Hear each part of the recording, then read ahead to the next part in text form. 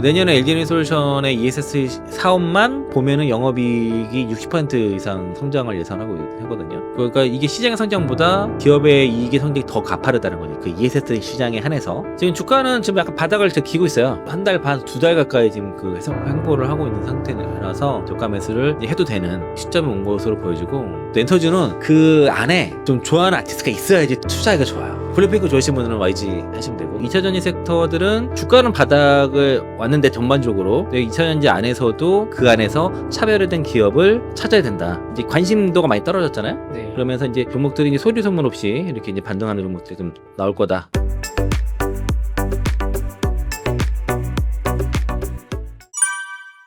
오늘 최근 장세는 미국 시장도 그렇고 우리 시장도 그렇고 반도체 주도 장세입니다. 반도체. 네, 반도체 주도. 그러니까 하이닉스, SK 하이닉스, 뭐 삼성전자 이렇게 가는 거고, 특히 이제 대주주 양도세 이슈가 해결되고 나서 기재부에서 정적으로 얘기를 했죠. 55% 유지하기로 했고 하면서 이제 본격적으로 이제 시장이 자금이 이제 오늘 건 확인 못했는데 고기 예탁금이 74조를 넘어서 75조를 육박을 하고 있고요. 개인들이 많이 팔았지만은 하루에 1조 8천억씩 늘어가면서 최근에 고기 예탁금 저점이 64조였는데 지금 74조면 10조가 늘어난 거예요. 그리고 아마 오늘 더 늘었을 것 같은데, 그러니까 삼성전자, SK하이닉스 중심으로 한 반도체 장세가 나타났고 이제 반도체 종목들 신고가 랠리가 나온 상태입니다. 그러면서 이제 조선주라든가 뭐 자동차주로 이제 관세 이슈 때문에 좀 쉬고 있는 상황이고, 조선주는 그 협상에 돼야지 맞서가 진행된다고 하니까 그래서 쉬는 거고요. 원전도 뭐 대통령 발언 때문에 좀 쉬는 모습에 있고, 바이오 종목들은 금리 인하에 대한 기대감들이 약간 선반영되어 있기 때문에 지금 이제 다소 좀 쉬어가는, 뭐 신고가 가는 종목들도 있지만은 이제 바이오는 섹터로 움직이는 게 아니라 이제 개별 그 종목별 이슈로 각자 도생을 하는 거기 때문에, 그래서 이제 뭐 주도 섹터 중에 하나지만은 이제 종목별로 좀 편차가 있는 상황이고요. 그러니까 지금 거의 반도체 위주로 움직이고, 2차전지 섹터들은 주가는 바닥을 왔는데 전반적으로 2차전지 안에서도 가는 종목은 또 별도로 있다는 거죠. 근데 이제 실적과 수주 모멘텀 그리고 신사업에 대한 기대가 뭐 로봇 밸류가 붙는다든가, 그래서 최근에 이제 코인테크라든가 엠플러스 같은 경우에 이제 급등세가 나타났고요. 대형주 안에서도 그 LG화학이 움직임이 좀 다릅니다. 그래서 오늘 또 LG화학을 좀 말씀 좀 드릴 거고, 그리고 에코프로 양극재 기업들은 이제 바닥만 잡은 상태예요. 바닥만 잡은 상태고, 그리고 엔캠이 특이하게 선바닥을 만들면서 오늘 좀 최근에 오늘 고개를 좀 드는 모습이고, 덕산테코피아 그 전액 기업도 덕산테코피아도 드디어 한 121선 뚫으면서 이제 대바닥 탈출의 시운가 좀 나타나고 있다. 그러니까 전반적으로는 리튬 가격과 중국발 감산 이슈와 그 CATL의 리튬 그 광산 생산 중단으로 인해서 리튬 가격 올라가면서 이 두 가지 모멘텀이 맞물려서 반등했던 것들이 최근에 좀 되돌림이 나타나는데, 전저점을 깨지 않고 어느 정도 지금 바닥을 만들면서 지금 다시 그 터닝 준비를 하고 있다. 그러니까 중국 정부의 리튬 감산 의지는 지금 기조적으로 확인이 됐고, CATL이 그 생산이 다시 진행되더라도 중풍부는 지금 감산 의지가 확고하다 이제였기 때문에, 리튬 가격은 최근에 그 탄산 리튬 가격이 톤당 7만 이안을 깼다가 다시 그 위로 올라가고 거기서 이제 7만 이안 지켜줬거든요. 지켜주고서 이제 반등을 좀 시도하는 모습이라서, 그러니까 주가도 그럼 리튬 그 2차전지 기업들 주가는 바닥은 나왔고 그 안에서 차별화된 기업을 찾아야 된다라고 좀 말씀을 좀 드리겠습니다.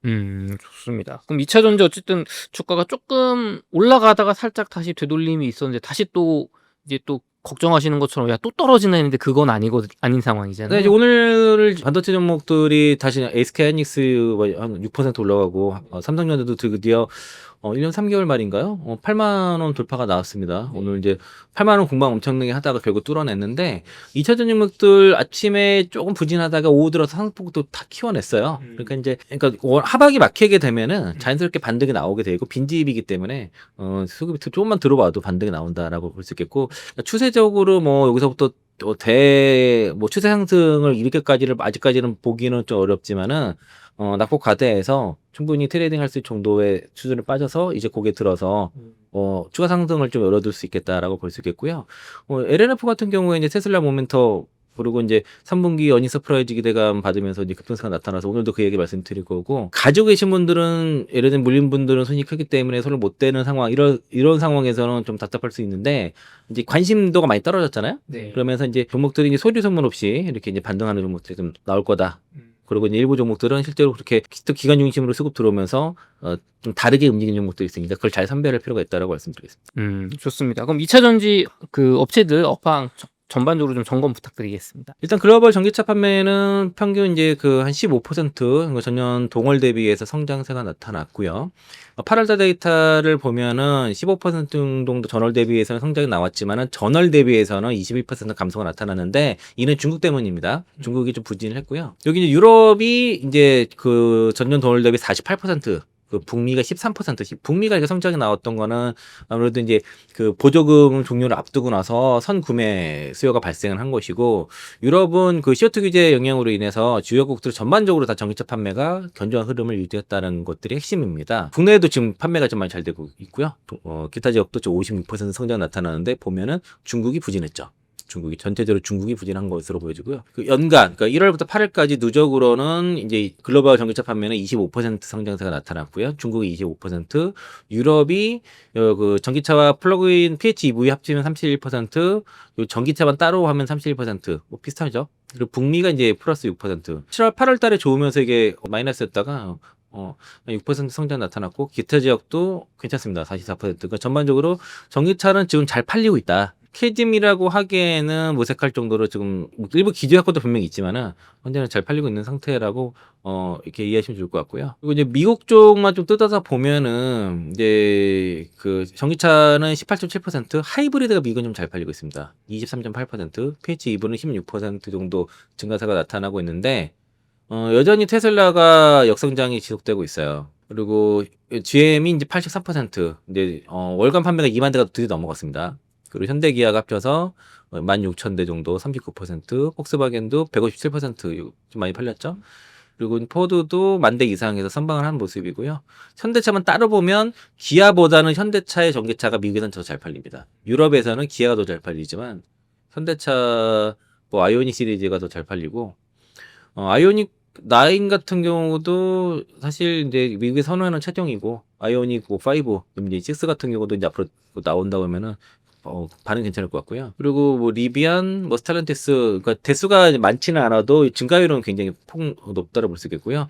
반면에 BMW, 벤츠라든가 뭐 토요타, 그리고 이제 중국 기업들, 닛산 잘 못하죠. 우연 기업들은 이제 대수도 많지 않지만 이제 역성장이 나오는 기업들도 일부 있어서 기업마다 편차가 있고, 뭐 타타라든가 빈페스트, 베트남이라든가 뭐 인도 같은 경우는 거의 찾는 사람이 없다고 볼 수 있겠죠. 그래서 이제 그 현대차만 보면은 여기는 사실 근데 그 전기차 판매가 64%로 되어 있는데, 여기 그 SK증권에서는 8월 달에 그 전기차 판매가 뭐 양사 합쳐서 뭐 역대 최고 판매율이고, 현대차는 뭐 72% 급증했다고, 그 전기차만 72% 급등했다고 나와 있거든요. 그래서 이거 왜 차이가 나는지 잘 모르겠는데, 어쨌든 8월 달에 현대차가 미국에서 전기차 판매가 역대급 성장세가 나타났다, 그렇게 이해하시면 될 것 같고요. 기아 같은 경우도 지금 전 차종이 다 고루고루 잘 팔렸는데 EV9이 좀 잘 팔린 것 같습니다. 현대차 같은 경우는 전기차가 그 아이오닉 5, 이게 좀 잘 팔린 세단형이 좀 잘 팔리는 것 같아요. 나머지는 이제 하이브리드 차량들이 좀 잘 팔렸고, 이게 이제 그 8월 달에 현대차 기아의 해외 판매량이 현대차 0.5% 증가, 기아는 0.5% 역성장임에도 불구하고 전체 이제 그 11%의 그 미국 판매량 증가를 보였다는 거는 합산으로 판매 증가를 보였다는 거는 뭐 고무적이다, 그렇게 좀 평가를 하고 있더라고요. 그리고 이제 아무래도 이제 그 보조금 만료가 9월 말에 진행되니까 여기서 이제 어쨌든 그 세공제 앞두고 나서 전기차 판매 증가가 나타났고, 그리고 지난달에 미국 전체 소비 판매에서 전기차가 차지하는 비중은 이제 지난해 이제 9.5에서 이제 12%까지 전기차 판매 비중이 올라갔어요. 드디어 두 자릿수로 다시 올라가서 뭐 사상 최고치를 기록할 것으로 보여집니다. 이 숫자 이상으로 그렇게 나올 것 같고요. 그래서 일단 8월까지는 글로벌 전기차 판매 미국까지 다 괜찮습니다. 근데 앞으로 9월 데이터 좀 봐야 돼. 9월까지 잘 팔리지 않았을까요? 네, 10월 달부터가 문제겠죠. 전기차는 좀 그렇고, 그러면은 이제 우리가 전기차를 한쪽으로 보고, 그 다음 보는 거는 이제 ESS, 그 BESS 쪽을 본다고 하면은, 그 BESS 시장이 지금 가파르게 성장하는 거죠. 이제, 트럼프 정부가 막 그 신재생 에너지를 막 업을 하더라도, ESS 쪽의 성장은 계속 가파르다 볼 수 있겠고요. 미국의 그 BESS 설치량이 24년도 33기가와트시에서 2030년도 145기가와트시까지 연평균 28% 확대할 것으로 전망한다는 거고, 그리고 이제 그 OBBA 법안이 통과되면서 이 BS 시장도 본격적으로 탈중국 움직임이 시작된 거죠. 요게 이제 그 PFE 조항이 있어가지고 그러니까 이제 일단은 ITC 혜택을 받을 수 있는 적격 배터리 공급이 지금 부족한 상황입니다. 그래서 이제 그 적격 배터리 확보로 인해서 미국의 그 BS 사업자들이 적극적인 수주 활동을 이제 이어질 것이고 이게 빠르게 국내 3사한테 들어갈 거죠. 그러면 이제 국내 3사는 전기차 라인을 그 ESS 라인으로 빠르게 전환을 진행할 것으로 예상이 된다는 거고요. 당장 단기적으로는 실적 정상화는 어렵습니다. 왜냐면 우리 캐파가 26년도에 뭐 엔솔이랑 SK, SDI가 주로 캐파가 구축이 되고 SK온도 내년이나 캐파가 일부 구축이 되거든요. 그러다 보니까 당장은 아니더라도 지금 여전히 캐파는 전기차 배터리 캐파가 훨씬 많은데 ESS는 상대적으로 적단 말이죠. 그러니까 이제 당장 단기적으로는 그렇지 않지만 장기적으로는 이게 그 ESS 시장이 빠르게 전기차 시장 규모를 따라잡으면서 실적이 커질 거고요. 그리고 일단은 그 전기차 시장보다도 이제 그 전기차 시장 전기차가 나오면은 폐배터리 나오지 않습니까? 그게 이제 그 ESS 시장으로 BS 시장으로 넘어올 것으로 보여진다는 거죠. 일단은 그 이 ESS 쪽의 수혜는 아무래도 그 APC를 직접 수취하는 셀업체가 될 수밖에 없고 소재보다는 셀이 좀 실적 개선세가 두드러질 것이다. 그리고 전기차 의존도가 낮으면서 그 ESS 비중이 높은 부품 업체들 그런 기업들을 좀 움직이고 있거든요. 근데 그런 기업들이 이제 실적이 빠르게 올라갈 거다. 라고 좀 볼 수 있겠고요. 일단은 그 전반적 이거 하나투자증권 리포트 중에 보면 IRA법이 기존에 이제 그 OBBA 법안 요거를 바뀌었잖아요. 사실상. 그러면서 이제 그 ITC 요 보조금을 수령하기 위해서 요 ITC 48 기준 요거 보조금 수령하기 위해서는 이제 탈중국 공급망이 필요하고 AMPC도 마찬가지입니다. 그래서 이제 AMPC는 2030년 이후부터 단계적으로 축소가 이렇게 되고 2030년 종료가 되고요. 또 미국 내에서 생산해야 되는 거잖아요. 그러면서 이제 요거 그 원가 그 MACR에서 그 비중국 관련된 원가가 15%부터 이제 40%까지 이제 뭐 조항이 있거든요. 그거 뒤에서 한번 설명을 드릴 거고. 그 ITC 같은 경우도 요 착공 기준으로 그 2033년 이후에 착공된 것들은 요 그 보조금을 축소하면서 2036년도에 거기만 종료가 되는데 요 기존에는 요 조항이 없었어요. IRA법에서는. 근데 이제 이 그 신규 법안에서는 요 그 MACR 법안 그 요건이 해당이 포함이 됐거든요. 이것도 마찬가지고 그 AFPC랑 ITC 둘 다 이제 요 요건이 포함이 됐습니다. 26년부터 적용이 되는데 그 ESS용의 그 ITC 투자액의 50%까지 환급을 받을 수가 있습니다. 요 세 가지 조항이고요. 그 내용이 뭐냐면 그 MACR 계산이 뭐냐면은 그 토탈 그 재료 그 원가 있잖아요. 원가에서 그 PFE 공급업체의 원가를 뺀 그 전체에서 그 요 뺀 비율인 거예요. 이 몇 퍼센트 되는지 이거 기준이 있거든요. 그래서 요 그 45X랑 48E 요 조항에 따라서 연도별로 이 원가율을 여기다 표시를 한 겁니다. 그래서 이거를 이상 유지를 해야 돼요. 그 요 배터리 그 소재 같은 경우에는 PFE 업체들의 그 원료를 40%까지 일단 쓸 수 있는 거죠. 중국산을 한 40%까지 쓸 수 있다. 예. 그리고 요때 가서는 15%밖에 못 쓰는 거지. 2033년도 가서는 이런 식으로 이제 쭉 가는 거예요. 요것들이 마찬가지로. 근데 문제는 내년부터 이제 관세가 올라가잖아요. 네. 예, 중국산에 관세가 부과되면은 그럼 뭐 당연히 원가가 확 올라가겠죠. 그러니까 관세를 부여받은 상태면은 이게 코스트가 확 올라가기 때문에 이 비율을 맞추기가 어렵기 때문에 그래서 자연스럽게 이제 중국산을 배제하고 뭐 파나소닉이라든가 이제 그 K배터리 3사의 그 ESS 배터리를 조달을 해야 되는 겁니다. 여기서 그 얘기를 하는 거죠. 그러니까 이제 그 26년부터 ITC 수치를 위해서는 중국 원재재 비중이 45% 미만으로 유지해야 되는데 2030년에는 25% 미만으로 하면서 연 5% 축소가 되거든요. 그런데 미국의 그 BSS 시스템, 뭐 셀 컨테이너, PCS 시스템, 그 PCS 등 그 시스템 전체 가격에서 중국 LFP 배터리 셀이 차지하는 비중은 40에서 45% 정도 추정하는데 관세가 인상되면은 이 미국 BSS 기업들이 ITC 수치가 불가능해져요. 그러니까 빼야 된다는 거죠. 더 그 관세를 맞지 않으면서 그러니까 이 원가 비중이 낮은 걸 사용한다는 거죠. 그게 사실상 우리나라 배터리 3사는 아니면 뭐 파나소닉 네, 정도라고 맞아요. 보시면 그렇습니다. 그래서 이제 그 일단 현재 올해 40.9% 관세를 부과하고 있고 내년도에 이제 섹션 301 관세가 7.5에서 25%로 인상이 되거든요. 이렇게 되면 이제 상호관세도 이제 10%인데 언젠가 인상이 되겠죠? 34%될 수 있기 때문에 그러면은 여기 그 내년도에 미국 ESS 내 그 중국 LFP 배터리 셀 가격 비중이 42에서 51%로 상승하기 때문에 못 받아요. 45% 넘어간단 말이죠.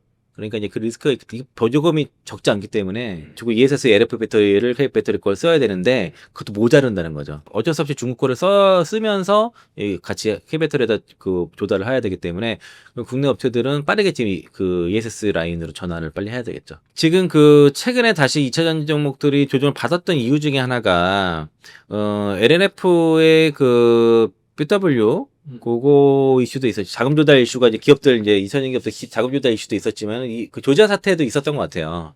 그러니까 조자 공장 이민 단속국이 급습을 하면서 473명인가를 구금했죠. 그 중에서 한국 사람이 317명, 한국에 돌아온 사람들이 이제 311명인데 이거는 좀 그러니까 트럼프 행정부가 100만 명이 이 문제를 단속하는 거를 대선 공약으로 내세웠고 이민 단속국에서 월 평균 대략 한 3,000명 이상은 단속해야지 그걸 공약을 지킬 수 있거든요.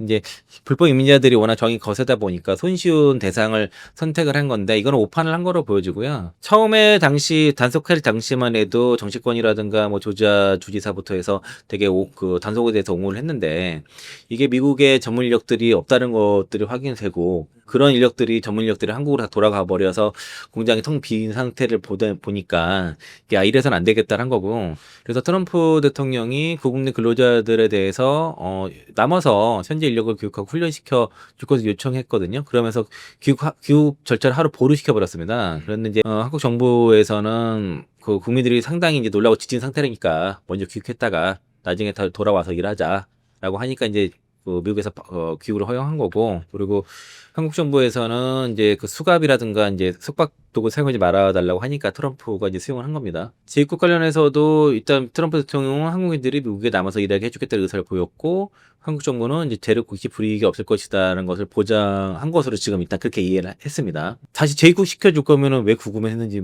모르겠습니다. 진짜 그러게요. 좀 황당하죠 이거죠.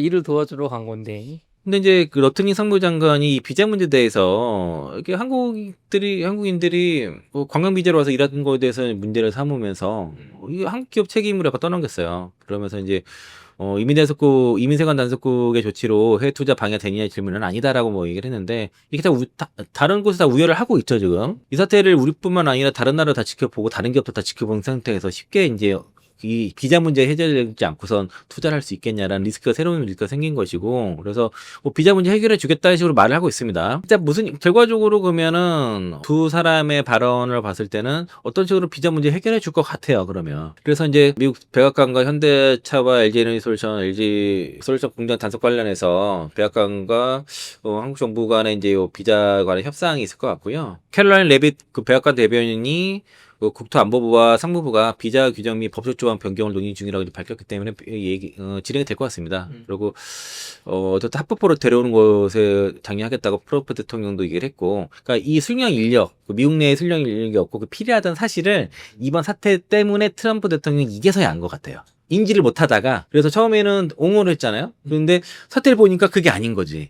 이게 이제 좀 사태가 좀 이게 정치권의 정치화가 되고 그리고 이 동맹국을 좀 말도 안 되는 이유로 좀 어쨌든 구금을 그 동맹국 국민을 구금을 한 거지 않습니까? 이게 파장이 커지니까 수습을 한 걸로 보여지고요. 그리고 어쨌든 뭐 미국의 노동자를 고용하고 그 기술 훈련해서 같이 함께 일하기를 기대한다고 했는데 그 배터리 산업은 다른 거와 달리 이제 그 전문 인력들이 되게 중요한데 교육이 안 되는 것들이 있어요. 최소한 장비 셋업이라든가 세팅 그 램프업을 하는 거는 단순히 교육으로 되는 게 아니거든. 되게 너무 오래 걸려요. 장인들이 하기 때문에 사실상.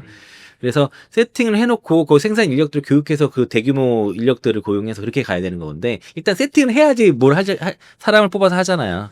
근데 그거 자체가 좀 어렵고 그냥 기존 교육을 해서는 되는 게 아니고 일단 외교협상 입장에서는 이거 한국의 전용 비자 2포 신설에 대해서 제한이 들어간 것으로 보입니다. 아니면 이제 H1B 그 비자 커터 확대라든가 그래서 이제 이런 제안을 할 것으로 당시에는 예정인데 한 것으로 저는 알고 있고요. 비자 문제는 서로 해결이 있는 것이고, 그리고 상당히 보수적인 월스트리트저널 같은 경우도 조자주 배터리 공장 사태에 대해서 외국인 투자 위치를 위한 임시 비자 확대의 필요성을 지적했습니다. 그러니까 어떻게 해결이 될 것 같아요.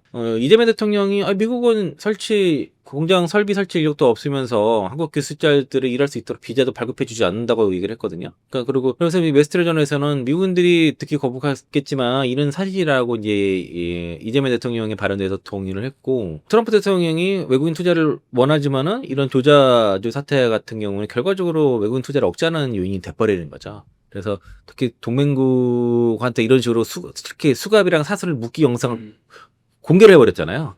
당연히 이걸 부정적으로 인식할 수밖에 없겠죠. 그동안은 이제 어느 정도 봐줬죠. 단속도 미리 좀 언질하고 그렇게 했었는데, 그리고 실제 2020년도에 SK 이노베이션이 이제 13명이 그 이사 비자로 들어가서 그 문제가 발생한 적이 있어서 SK온이라든가 삼성 SDI는 요구에 대해서 나름 철저히 관리를 하고 있는데, 이거는 이제 현재 엔지니어링과 그 하청 업체들 간의 좀 문제였던 것 같아요. 근데 이 사안은 비자를 제대로 안 내준 것도 있고, 그리고 우리가 잘못한 게 보다도 과잉 단속을 한 거라고 봐야죠. 그리고 영장에도 표시가 제대로 안 된 그런, 원래는 거기 히스패닉 4명을 단속을 하는 걸로 돼 있었는데 실제 그렇게 단속 안 했잖아요. 인력들을 다 구금을 해버렸고, 단속 범위가 그러니까 그 무조건적으로 불법이라고 얘기하기가 애매한데 과잉 단속인 거는 맞는 것 같거든요. 그래서 소송이 벌어질 것 같습니다. 이 사안에 대해서는. 일부 소송이 있을 것 같아요. 근데 어쨌든 이걸로 인해서 그러면 비자 문제가 있다는 게 확인됐잖아요. 외국인 투자를 위해서 공장을 줄이려면 거기 전문 인력들이 와서 교육을 교육이 필요하다. 그럼 이게 배터리뿐만 아니라 반도체, 뭐 앞으로 조선업들 뭐 다 그게 포함이 될 거란 말이에요.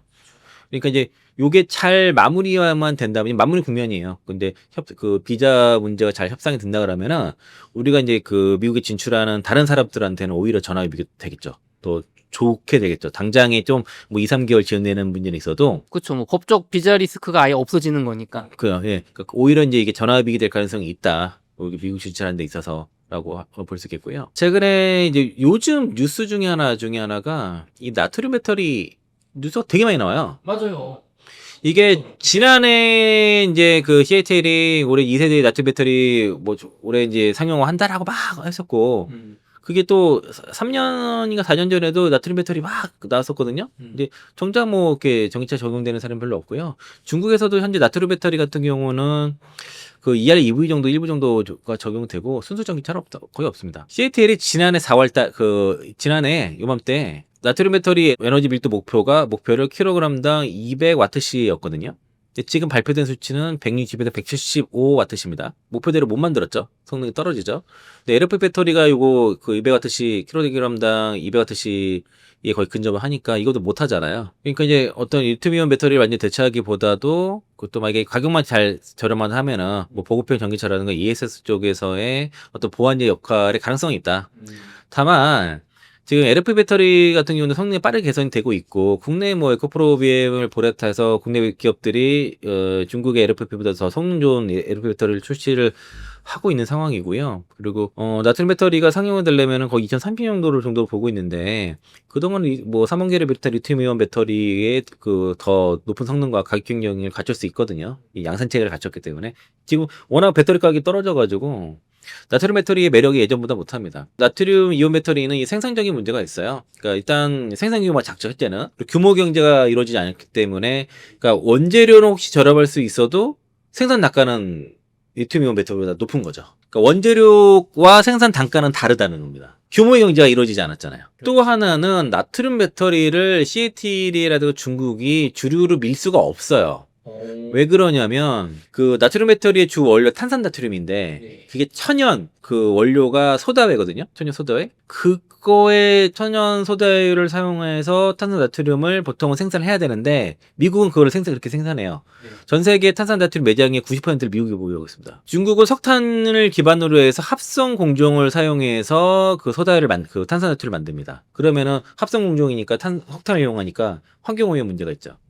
생산 비용도 높을 수가 있는 거죠. 싸지 않아요. 나트륨 자꾸 하니까 소금 배터리라고 하니까 우리가 마치 바다에 널린 게 소금이니까 마치 싼 것처럼 인식을 막 심어주려 하지만 실제로는 그렇지 않다는 거예요. 나트륨 배터리 안 싸요. 핵심 싸지 않다는 생산 비용이 높다는 겁니다. 그리고 이게 만약에 그 규모공제로 붙었을 때는 우리가 미국에 진출한 기업들이 미국에 생산되는 천연 탄산 나트륨을 가지고 그 천연 소재를 이용한 탄산 나트륨을 가지고서 나트륨 배터리를 만들면 훨씬 더 저렴하게 만들 수 있겠죠. 그리고 기존의 리튬이온 배터리의 공장 생산 라인에서 크게 바꾸지 않고서 사용할 수 있거든요. 그럼 중국 입장에서는 이걸 말씀하신 것처럼 밀 수가 없겠네요. 그쵸. 그래서 이거는 이제 기계 시애틀이 나는 어떤 기술력을 과시하기 과시 용도라고 좀 보시면 될 것 같고요. 제 생각은 그렇습니다. 그리고 리튬이온 배터리 이미 광물부터 채굴부터 셀 생산 재료까지 다 완벽해 그 루프 시스템이 구축이 됐죠. 이런 생산 생태계가 다 구축됐는데 나트륨 배터리는 이런 인프라가 구축되지 않아서 지금 처음부터 만들어야 된다는 거죠. 그러니까 이제 이런 과제가 있고요. 그리고 충전 속도도 굉장히 느려요. 그러니까 저온의 성능이 있지만은 일단 충전 속도가 느리다는 단점이 있고, 그리고 그래서 이제 아마 UPS라든가 뭐 잠깐 뭐 그 ESS 정도, 일부 정도는 그 정도 시장에 국한될 것 같다. 틈새 시장 정도인 것 같고, 저온 성능 같은 경우도 뭐 영하 40도까지도 뭐 충전될 수 있다고 하지만 LG에너솔루션 NCM 그 811 같은 경우 영하 20도까지도 충전됩니다. 그러니까 기존의 리튬 배터리도 충분히 저온 성능이 좋아요. 그리고 SK온의 LF 배터리도 저온에서도 충전이 잘 되도록 또 만들었기 때문에 그 저온 성능이 그 장점이 굳이 되지 못한다는 겁니다. 지금은. 그래서 어떻게 게임 천재를 얘기 가끔씩 나오는데 그렇게 어렵다고 볼 수 있겠고요. 일부 저가형 정도는 뭐 약간 보완지 정도 역할로 LFP 배터리를 약간의 보완하는 정도 수준일 것 같고, 그래서 일단 CATL도 나트륨 배터리를 대형 화물차용 시동 배터리 구도로 일단 먼저 공부한다는 거죠. 충전 그 시동할 때 쓰는 그거 쓰고 추후에 전기차와 하이브리드 구동용으로도 확대할 계획이다. 이것도 지금 CATL 정작 만들고 나서 이걸 확대하기가 어려운 거예요. LG에너솔루션은 2030년 이전에 나트륨이온 배터리 상용을 목표로 하고 있고요. 1세대에는 EPS 그리고 이제 B2B 에너지 저장 그 시장용이고 2세대에 이제 전기차까지 확대 예정이다라고 하고 있는 상황이고, 그래서 이제 나트륨이온 배터리는 자꾸 뭐 이게 이슈가 나오는데 뭐 차단 속의 태풍 정도 가능성이 높다라고 보고 게임 체인저는 어렵다라고 이렇게 현실적으로 어렵다고 보고 있습니다. 그래서 나트륨 배터리 막 얘기 나오는 것도 이렇게 무시하셔도 된다고 보고 있어요. 저희 우리나라 좀 시청자분들이 LFP 배터리 초기에 이야기 나왔을 때 이거 뭐 보조 정도다. 크게 기술력 안 된다라고 무시했다가 지금 대세가 되면서 혹시 나트륨 배터리도 그런 거 아닌가 하시는 분들도 계시거든요. 그 LF 배터리는 이제 그 삼원계를 잘 알지 못했던 이제 중국에서 주류 배터리로 이제 LF 배터리를 밀었던 것이고, 그리고 거기다 원료 철은 또 다르잖아요. 철은 또 많잖아요. 네. 그 인산철 같은 경우는 또 특히 이제 철 같은 경우는 원료가 많이 가장 풍부하기 때문에 그런 거고, ESS용으로는 적합하지만 전기차로 적합하지 않은 거를 억지로 쓰고 있어요. 그래서 그 LFP 배터리를 장착한 전기차들은 일단 당장 처음에는 그렇게 티가 안 나지 않더라도 어느 정도 뭐 한 3년 정도만 지나도 그 수명이 라이프 사이클가 급격히 줄어들거든요. 그 비아디의 전기차들이 라이프 사이클이 되게 짧아요. 수명이 그 충전을 쓰다 보면은 충전 가능 그 퍼센테이지가 그 SOC가 급격하게 줄어드는 문제가 있고, 그 ESS 환경에서 0.5C 레이트 환경에서는 되게 안정적으로 수명이 길게 쓸 수 있는 반면에 전기차에서 2C, 3C 이렇게 가버리면은 수명이 굉장히 급격하게 줄어듭니다. 그래서 쓰다 보면은 그 문제가 있고, 당장 가격 때문에 LFP를 쓰더라도 결국에는 테슬라도 그 3원계로 그 LG에너솔루션 3원계 제품으로 돌아왔거든요. 그러니까 지금 CATL 거 걷어내고 지금 이번에 중국에 출시하는 모델 Y 전기차 제품에도 다 엔솔 걸 쓰고 있고, 전반적으로 테슬라는 과도기적으로는 LFP를 썼지만 지금 다 3원계로 다 바꾸고 있는 상태고요. 벤츠 같은 경우도 중배터리 걷어내고 다 엔솔로 좀 장기 계획하지 않았습니까? 그래서 이제 LFP 배터리는 지금 더 대세가 되는 거는 특히 ESS 시장이 부각이 되면서 급성장을 하면서 배터리 가격도 워낙에 떨어졌고, 또 AI라 데이터 센터 신재생 에너지 산업이 성장하면서 에너지 저장 장치가 급격히 필요하다 보니 이제 그 시장이 급격하게 올라간 거죠. 그러니까 불과 2년 전만 해도 ESS 시장이 전기 시장 대비해서 뭐 15분의 1, 아니 뭐 10분의 1 정도 수준밖에 안 됐던 것들이 거의 4분의 1까지 올라왔거든요.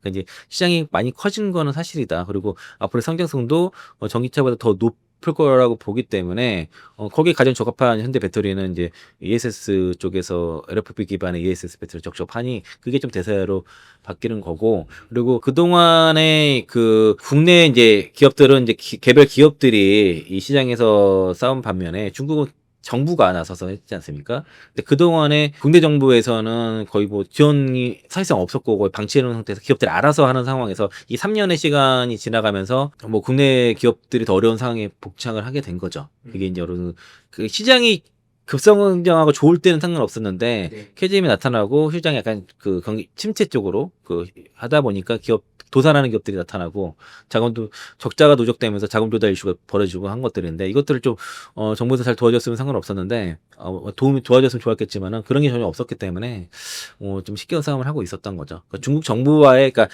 그 한국 기업과 중국 기업 간의 경쟁이 아니라 LG에너솔루션과 CATL 간의 기업 경쟁이 아니라 LG에너솔루션, 뭐 SK온, 뭐 삼성 SDI 국내 기업들과 중국 정부 공산당과의 싸움이었던 거죠. 그러니까 힘들었던 겁니다. 또 그게 이제 마무리됐고 이제 미국에서 또 반전이 일어나고 있으니까 어쨌든 지금 주가가 그걸 또 증명해 주는 거 아니겠습니까? 네, 일단 전에도 말씀드린 것처럼 이제 9월 30일에 이제 그 시애틀의 리튬강산이 생산 재개될지 이것도 중요한 것이고 그거는 리튬 가격과 관련이 있거든요. 네. 만약에 이제 생산 중단이 연장이 돼 버리면은 리튬이 일시적으로 쇼테지가 나요.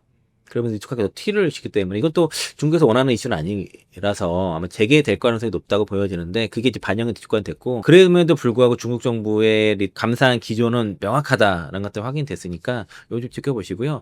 또 10월부터도 그 전기차 세액 공제가 폐지되기 때문에 거기에 따른 데이터들도 확인을 좀 해야 돼요. 그러면은 여기 거기에 따른 이제 기업들의 실적 추정치야 하향 조정 이런 것도 한 번 더 있을 수 있으니까 그런 것도 딱 아마 겪어야 될 문제고 그리고 그 안에서도 3분기 실적 뭐 서프라이즈라든가 실적 건설에서 상향되는 기업들이 있거든요.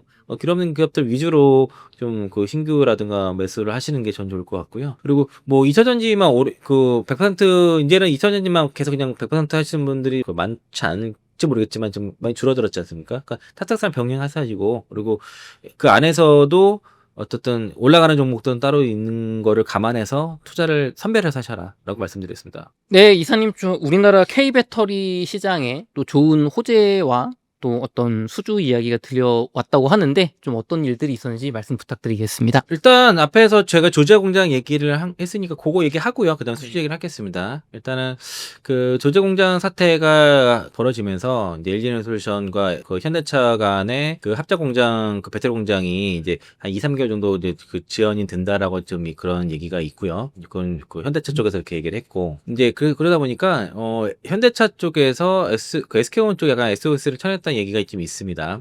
그러니까 일단은 SK온은 비원 단기 상용 비자 소지자들에 대해서 일단 현장 복귀를 지금 추진하고 있다고 검토를 하고 있다고 하고 이거 하면서 이제 요 비원 비자 소지자들한테는 일단 다 그 숙소 대기시켰거든요. 근데 이제 정상금에 문제가 없다고 일단 공지를 했다고 합니다. 그래서 이제 현장 복귀 검토 중이고 그래서 지금 그 조지아 쪽의 공장들 다 올 스톱됐었어요, 사실은요. 네. SDA까지 삼성 SDA까지 다. 일단은 그 SK온은 이제 발빠르게 해성화하고 있는데 현대차 물량의 60에서 70%를 SK온이 공급하고 있어요. 이제 미국 내에서.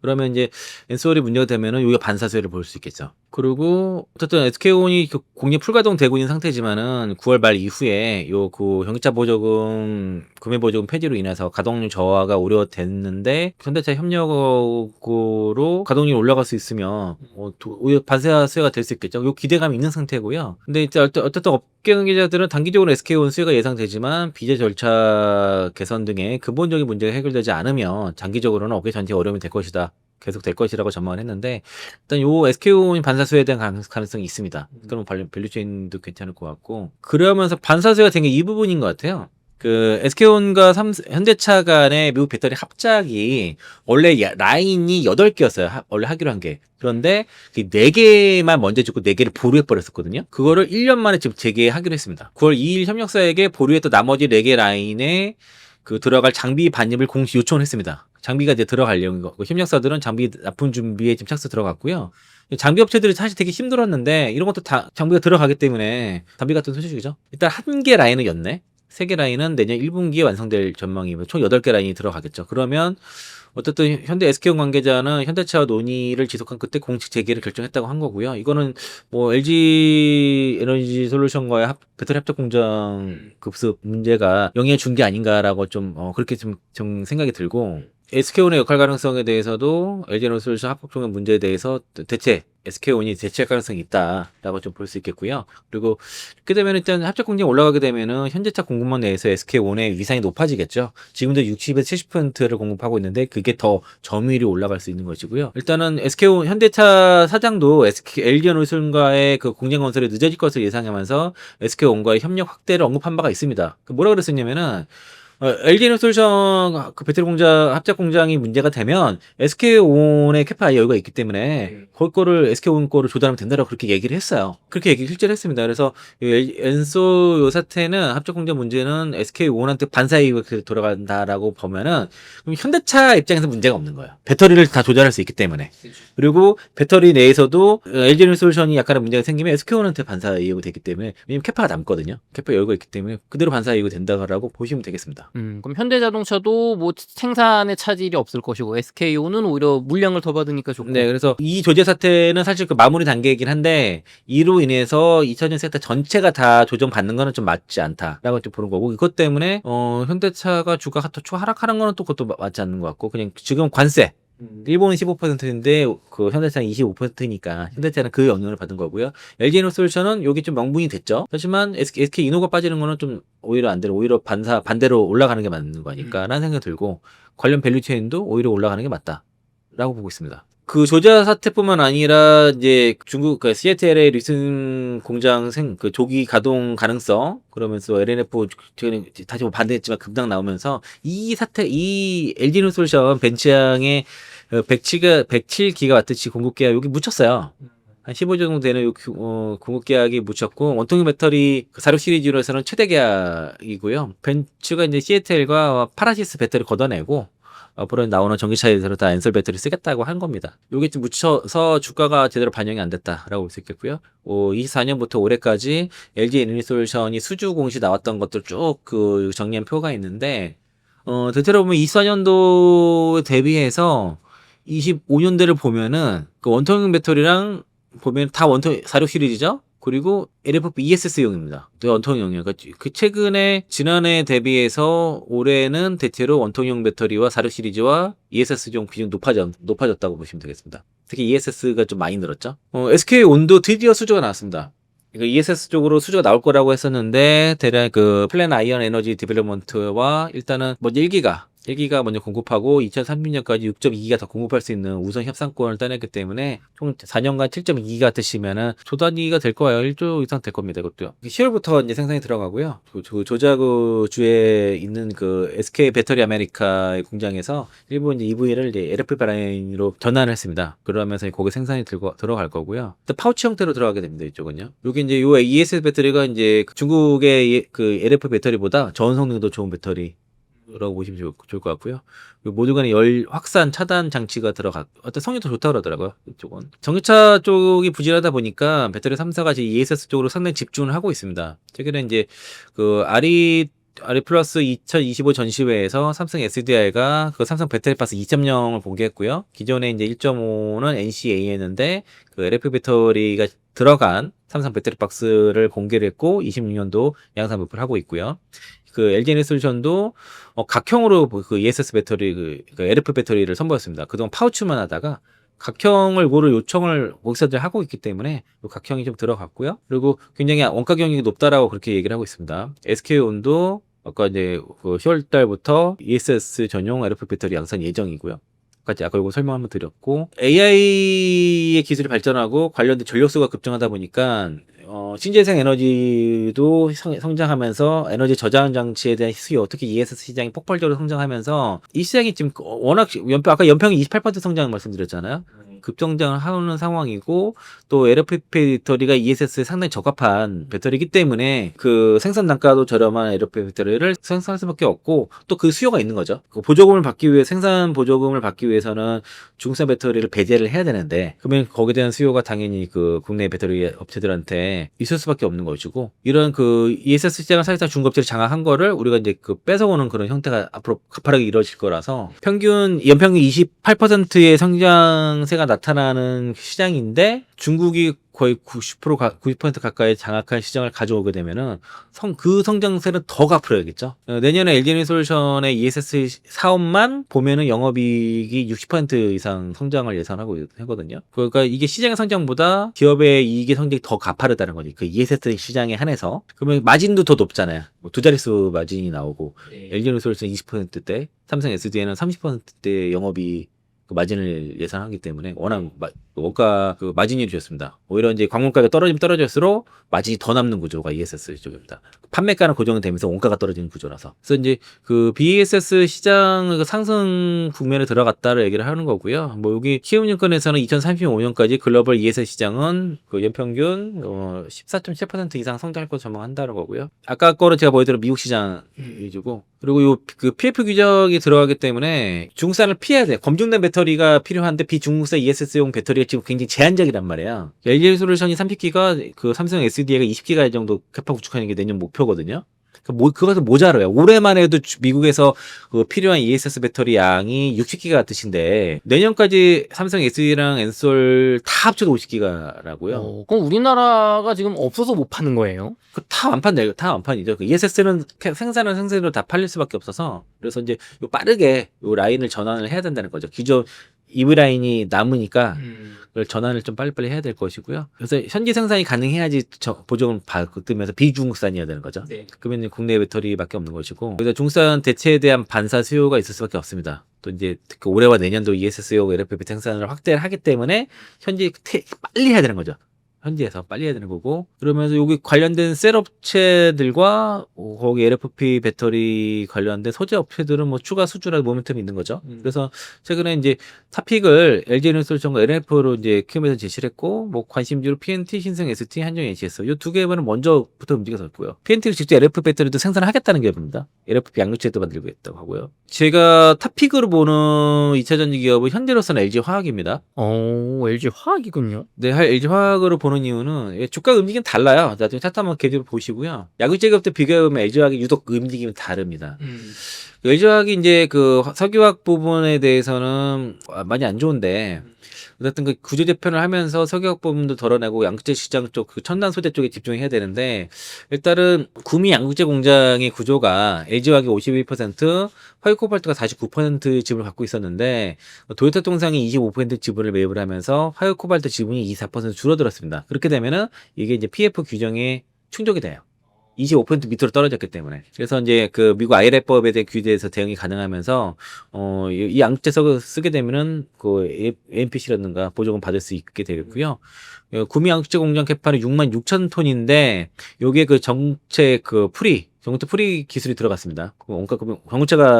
전구체 풀이기 때문에 더 원가 금액이 높다라고 볼 수 있겠고, 국내에는 청주랑 구미 공장 그리고 미국 테네시 공장이 내년 하반기에 가동되면서 어쨌든 LG 화학은 안정적인 공급을 갖고 있고요. 중국도 있고, 그리고 이미 도요타라든가 GM 쪽에 대규모 양극재 공급 계획을 했기 때문에 뭐 이게 앞으로 이제 나가게 될 거고, 내년 아마 3분기쯤 실적 상당히 좋을 거로 예상하고 있고, LG 화학도 내년부터는 이 양극재 쪽의 실적이 점프업을 하게 될 겁니다. 그래서 일단 올해가 고비예요. 올해가 LG 화학은 올해까지가 고비라고 볼 수 있겠고요. 그리고 일단 신학첩 그 LG 화학 부회장은 이번 도요타 통상의 지분 참여가 LG 화학의 IRA 규제 대응률 높이고 글로벌 시장 경쟁력을 강화하는 중요한 전환점이라고 이렇게 평가를 했고요. 도요타 통상은 LG에너지솔루션이 그 GM과의 합작 공장의 10.3 공장을 인수하는 데 뒤에서 많이 도와줬습니다. 그 물량 결국은 다 도요타로 갈 물량들이 됐고요. 그래서 LG화학이 현재 사업 구조 개편을 위해서 첨단 소재 부분에 집중해서 투자를 하고 있거든요. 그래서 이제 비주류 사업들 싹 정리를 하고 첨단 소재 부분에 집중해서 투자를 하고 있는데, 특히 올해 상반기에 첨단 소재 부분의 설비 투자금만 6,758억 정도고, 이게 지난해 같은 기간 대비 152% 증가를 했고요. 전체 설비 투자의 절반 이상이 차지한 규모입니다. 그리고 이제 사업 구조 조정 부분에서도 지금 석유화학 부분을 덜어내고, 특히 이제 여수 NCC 부분을 톱폐업을 하려고 하는데, GS 카스텍스 측에 제안을 했어요. 톱폐업을 하자 제안했고, GS 쪽에서는 긍정적으로 검토 중이고요.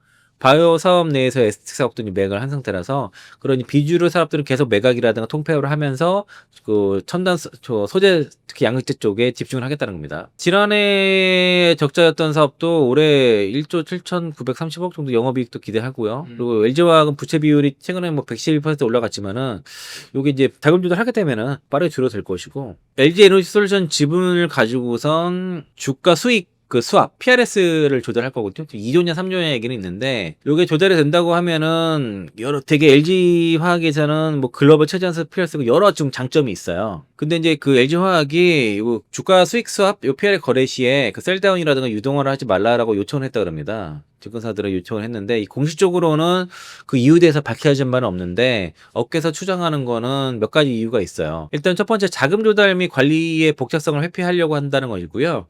이게 이제 그 유동화 증권의 법률이 개정이 됐는데 네. 2년 전에 이 개정된 법이 유동화 증권을 발행할 때 기초자산을 양도한 자가 발행 금액의 5%를 의무적으로 매입하도록 하고 있습니다. 그러면 이거를 PRS를 발행을 했는데 만약에 그 구입한 사람이 그 이런 증권사가 유동을 하게 되면은 이 3조 원을 발행하면 3조 원의 5%를 LG화학이 매입을 해야 돼요. 부담이 되잖아요. 그러니까 이제 이걸 하지 말아라고 이제 강제할 수는 없지만은 얘기를 한 거고 LG에서 얘기했을 때 증권사들이 이걸 거절할 수 있냐. 라는 문제가 있죠. 대기업 얘기하는 게. 단순히 그러면은 조달액이 15%를 줄어드는 걸 떠나서 이 자금 관리가 복잡하게 되는 거예요. 번거롭잖아요. 그러니까 유동하지 말라고 그래서 하는 것 같아요. 이렇게 말하진 않았습니다. 그렇죠. 그렇게 말하진 않았겠죠. 이렇게 말하진 않았지만은 이렇게 추정을 하는 거죠. 그럴 것 같다는 거고. 그리고 또 하나는 금융국 e스포츠 관리입니다. 예, 그 LG그룹의 금융국 e스포츠를 관리하는 목적으로도 해석할 수 있는데 일단 은행 한도 문제. 그러니까 PLS 물량이 은행 등 금융기관에서 셀다운이 돼버리면은 LG화학이 대출이 필요할 때 금융권 한도 영향을 미칠 수 있다는 거죠.